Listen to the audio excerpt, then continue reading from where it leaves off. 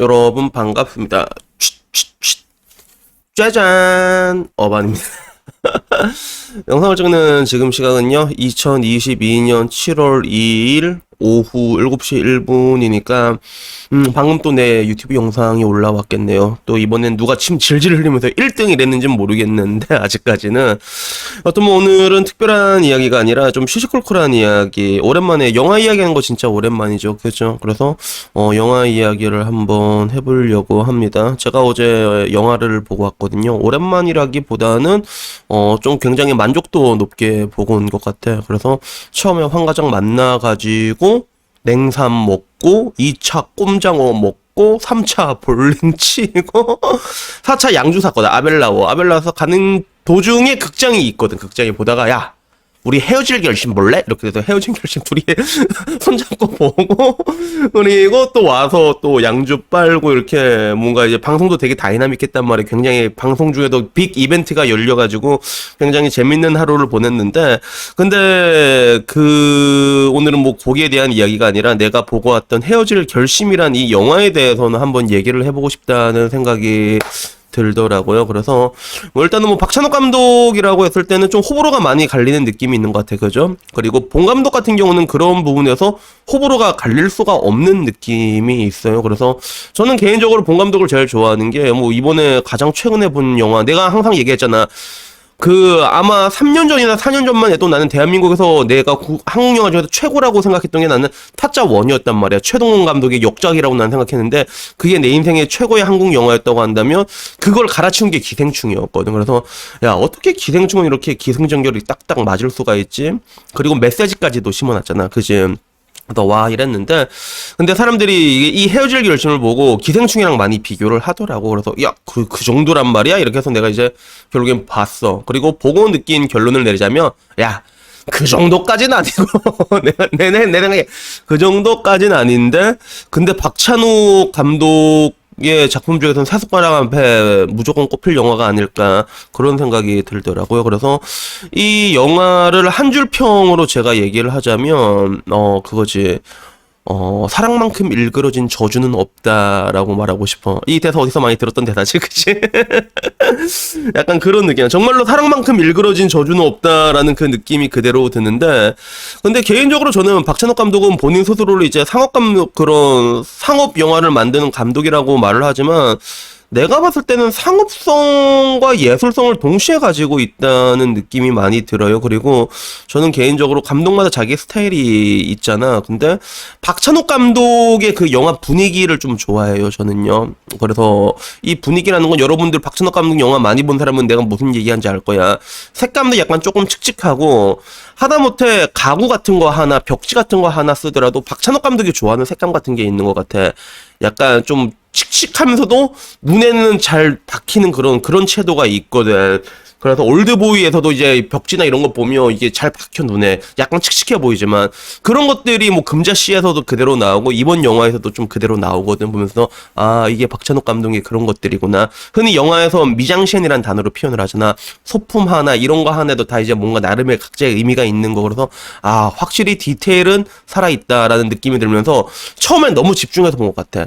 컴퓨터 아웃포커싱을 정말 많이 사용했거든. 그래서 내가 뭐 놓치고 있는 게 있나 싶어서 그걸 하나하나 봤는데 그건 내가 너무 의미를 부여한 거였어. 나중에 내가 너무 의미를 부여한 거고 결국에는 두 남자와 여자의 그 일그러지는 사랑에 대한 이야기란 말이야. 박해일과 탕예인데 근데 확실히 박해일은 내가 느끼는 게 나이가 들수록 더 멋있어지는 것 같다는 느낌이 들고 그리고 내 라방에서 많이 들었어. 근데 저는 개인적으로 박해일이란 배우가 지금의 입지보다 훨씬 더 올라갈 수 있을 거라 생각했거든. 못해도 막 거의 황정민 정도 수준까지는. 근데 이상하게 작품 보는 눈이 좀 많이 떨어진다라는 느낌이 들었어. 그래갖고 한참 타블로 마누라 따먹는 게 뭐였더라? 그게 연예인 목적이었나? 그때만 해도 야 이 사람은 왠지 재미들 엄청 뜰 것 같다라는 생각이 들었는데 그 뒤로 약간 지지부진하다가 이번에 헤어질 결심에서도 한 방 제대로 보여준 느낌이 있었고 그리고 탕웨이는 와 내가 확실히 느끼는 게 이 여자는 이쁜 거 이상의 뭔가가 있어. something 스페셜한 게 있다니까. 그래서 탕웨이하면 빠질 수 없는 게 새끼인데 그 새끼에서 야 여자의 겨털이 저렇게 이쁠 수가 있구나를 보여준 게 탕웨이인데 상회가 이 극 중에서도 굉장히 매력 있게 나와요. 그 어떻게 보면 그 어눌한 한국말이기 때문에 더 귀에 박히는 부분들이 있거든. 그래서 영화를 보다 보면 그 어눌한 한국말이기 때문에 이렇게 딕션에 좀 신경 쓰다가 또 짜증나는 부분들도 있는데, 근데 어눌하기 때문에 더 이렇게 확확 와닿는 그런 것들이 있어. 그래서 캐스팅으로 봤을 때는 정말로 정말로 좋았다고 생각해. 김신영만 빼면. 김신영은 왜 집어넣은지 모르겠는데 심지어는 비중도 높단 말이야. 근데 이런 것들을 보면 느끼는 게, 확실히 느끼는 게 박찬욱 감독은 그게 있는 것 같아. 뭐라고 해야 될까? 아직 늙지 않았다라는 느낌? 그래서 그 내가 감독들을 이렇게 얘기할 때 종종 쓰는 게, 이 새끼 약간 퇴물됐다라는 말을 내가 잘 안 쓰거든. 늙었다라는 표현을 쓰는데, 가장 최근에 내가 늙었다, 이 사람 늙었다라는 표현을 쓴 사람이 샘 레이미 감독이었단 말이야. 닥스 보고 내가 느낀 게, 야, 이 샘 레이미 이제 늙었네. 약간 이런 느낌이면, 박찬욱은 보면 느낌이 뭐냐면, 와, 이 아저씨는 영원히 늙지 않을 것 같아. 근데 그 느낌이 영혼을 늙지 않는 변태 같은 느낌이 있다니까? 그런 뭔가 관음적인 부분이나 이런 것들, 오, 어떻게 이렇게 잘 풀어낼 수가 있지라는 그런 느낌들도 굉장히 많이 들고, 그리고 영화의 전개를 보게 되면 예고편 보면 그게 나오잖아. 사람마다 슬픔이 오는 방식이 다르다. 한 번에 오는 사람도 있고 물에 퍼진 잉크처럼 오는 방식이 있다는데, 두 사람이 사랑에 빠지는 방식도 이렇게 뭔가 폭발적인 사랑과 그리고 물에 퍼지는 잉크 같은 사랑, 이런 식으로 오는 게 있단 말이야. 그래서 결국에는 이게 보면, 나는 이 영화에 대해서 몇 점을 주고 싶으면 총 9점을 주고 싶어요. 9점이면 굉장히 높은 점인데, 내 기준으로 봤을 때 9점인데, 근데 또 되게 신기했던 건, 황 과장한테 물어보니까 황 과장은 3점 준다 얘기하더라고. 그래서 왜 3점인데? 라고 얘기해보니까 점수 차이가 너무 나잖아. 똑같은 영화를 봤는데. 그러니까 친구가 말한 거는 중간에 늘어지는 부분이 너무 많았다라는 그런 얘기를 하더라고. 그래서 그 부분은 내가 좀 동감을 해. 그래서 뭐 이게 그 본 감독의 영화 같은 거 보면, 기승전결이 그냥 하나의 비행기를 타고 윙 올라가서 포구가 치고, 그러다 나중에 클라이맥스에서 비행기 공중제비 몇 바퀴 돌아주고, 그다음에 이게 메시지를 쫙 남기면서 이제 빠밤빠람 이렇게 끝나는 부분이 있다면, 이번 영화는 그게 있어. 비행기 한번 이륙하고 와서 딱 착륙했는데 환승하는 구간 있잖아요. 너무 길어요. 환승하는 느낌은 너무 길어서 늘어진다는 느낌은 있거든. 그런 느낌들은 분명히 있는데, 근데도 그 나중에 영화를 끝나고 나서 곱씹어 보면 그 서로 간의 그 일그러지는 사랑에 대한 디테일이 굉장히 많이 나와요. 그 부분마다 그런 것들.